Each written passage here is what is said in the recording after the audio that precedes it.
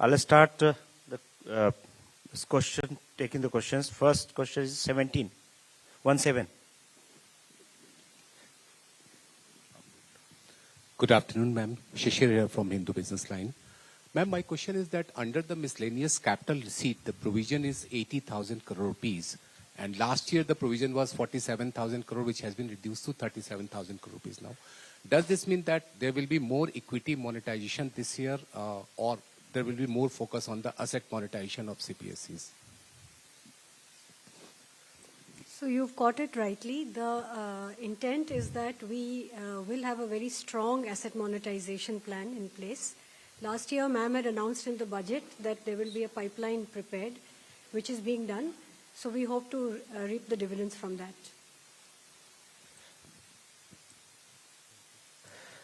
238. Ma'am, Timsi Jaipuria, this side from CNBC TV 18. I just wanted to know the rationale behind the hike in STT in futures and options.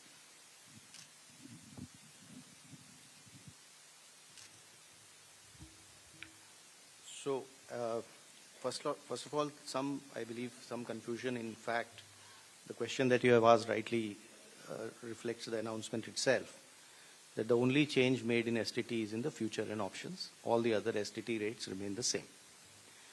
The primary objective of raising the tax rates on STT has been that it is felt that when you look at the volume of transactions in futures and options, whether you compare it to the size of GDP or size of the underlying securities market, it is largely in the realm of heavy speculation, which results in losses to small, retail, unsophisticated investors. And the government's intention is to discourage speculative tendencies, and the increase in rate is essentially in that direction. So it is meant to essentially handle the systemic risk in derivative markets. Even after this increase, however, the rates of STT will remain modest compared to the volume of the transactions that is happening there. This is the reason. 54. Ma'am Tarun Sharma from Zee Business. Ma'am आपने पूरा budget जो है वो new emerging sector पे बड़ा focus रखा है. Ma'am मेरा सवाल आपसे दो हैं यदि आप अलाउ करें. एक मैम आपने जो एक्साइज ड्यूटी का कैलकुलेशन किया है वो पिछले बजट एस्टिमेट से इस बजट एस्टिमेट में तकरीबन 22% की ग्रोथ देखने को मिली है. दूसरा मैम जो आपने एमएसएमई के लिए कहा कि जो ट्रांजैक्शंस होंगे उसके लिए आप एक्सचेंज प्लेटफॉर्म का यूज करना होगा, तो क्या मैम ये सीपीएसईज के लिए कंपलसरी होगा जो डिस्काउंट ट्रेडिंग की जो बात है? Thank you. I'll take the second question, ma'am. So, हाँ, ये CPSEs के लिए मैंडेटरी होगा कि discounting as well as non discounted bills दोनों को ही ट्रेड्स पे करना होगा ताकि वो 45 दिन में भुगतान एमएसएमई को कर पाएं, और ये हर तरह से चेक कर लिया गया है कि ये हो सकता है. So we want to make CPSEs as pioneers. We hope, like ma'am has said in her speech also, that other corporates will also follow.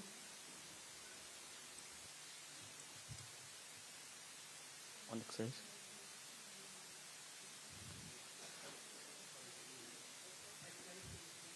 Increased by 22%, sir, from last year B to this year. Because there is from 1st of February, all the tobacco products have come back into excise, and all those revenues will account for the increase of the next year. 209.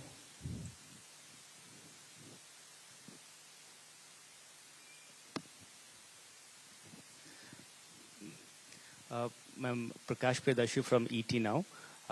The budget has announced restructuring of PFC and REC. What will this restructuring look like? And does this also mean that these NBFC will be merged going forward? What is the later part of your question? That these NBFCs are not going to? Merged going forward? Yeah, I've said we are rationalizing it. You'll get to know as we go forward. We want to streamline it, and therefore we'll be taking some steps. We'll let you know the moment we decide how to go about it. 234. Hello, ma'am. Harsh Kumar from Business Standard. Ma'am, two questions. One is, you said that a high-level committee will be formed on the banking reforms in order to 2047. Are we going further for any kind of merger or something? Since government is continuously saying that we need at least two of the big banks, at least of the top 20 banks. So are we going towards that? No, first of all, when I say that it's going to be a high-level committee which is going to look into it, the terms of reference will be prepared, and we are looking at committee to go into the entire expanse of the banking sector so that they come up with recommendations which help us to plan for banking for 2047. We need, by the time we become a Vikasit Bharat, 2047 is our goal, we need to understand what are the other steps that we need to take in the banking area, and based on the recommendations, we'll go forward. But we have the Secretary, Department of Financial Services. We'll ask him to also give us, please. Ma'am, I think you have rightly responded. There are large number of aspects relating to the banking requirement. For example, the credit to the GDP, commercial credit to the GDP ratio low, and the expansion of the banking network, and what kind of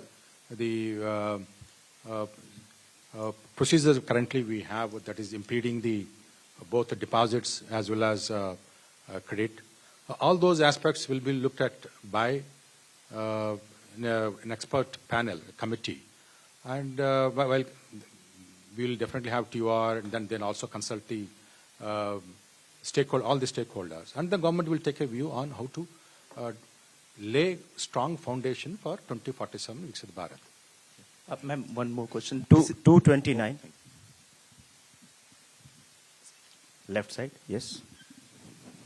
Ma'am, Premangshu from Ananda Bazar Patrika. Ma'am, have you consciously avoided announcing any bonanza for the poll-bound states? And secondly, can you elaborate on this East Coast corridor, industrial corridor you announced? See, the industrial corridors are very critical for supply chains. We need a predictable mineral, rare earth and magnet related products to be made available for India's manufacturing, whether it's lithium ion, whether it's automobile sector, whether it's the new age solar. You need these rare earths to be processed and be made available. We have enough raw materials. The coastal areas are rich in these minerals. And therefore, states also felt, I mean, I must credit that the interaction that I had with the finance ministers pre-budget, many states felt that there are rare earths which they can utilize. We then sat up in the budget group that we have, Revenue Secretary, DFL, Secretary DA, and thrashed out, talking with the states. What are the kind of things that we can do so that their capacities to extract these minerals, process them, make them something which the industry can benefit from. So India can be less dependent on imports of these materials. That is where, having spoken to states, we thought it's very important to recognize the corridor and give a policy for it so that industries can invest, private sector can come in, governments, state and center can come together on it. That is where these corridors were announced. And looking at the success of the defense corridor, I can confidently say these rare earth corridors will make that big a difference to the Indian economy. The first question, I think there's enough to cover all the election states. If I do, you will ask me, why have you done it only for the election states? Now I've done it for election and non-election states as well. You want me to spell out what has been done only for the election states? I'm quite happy to do it.